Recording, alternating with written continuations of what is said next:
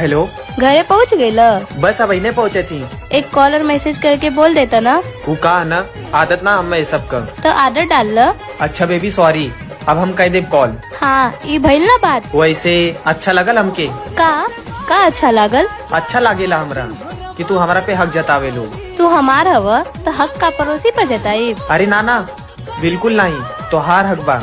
अच्छा ये सब छोड़, कुछ खैला तू? मम्मी घरे ना ही और हमें खाना भी बनावा ना वाला। वीडियो कॉल करा, हम सिखावत है खाना कैसे बनावल जाला। अरे कौनो बात ना, तू थक गया लोगो ना, आराम करा, हम बाहर से कुछ ले ले।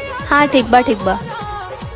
कुछ कहला का तू? नहीं, हम तो कुछ ना कही है। अच्छा हमके लगला आई लव यू बोलला तू। I love you. हाँ तो हमके बोला के परेला, तू खुद से ना बोल सकेला। हम तो उसे बहुत प्यार करीला जान। हर एक मुस्कान हमारे सोना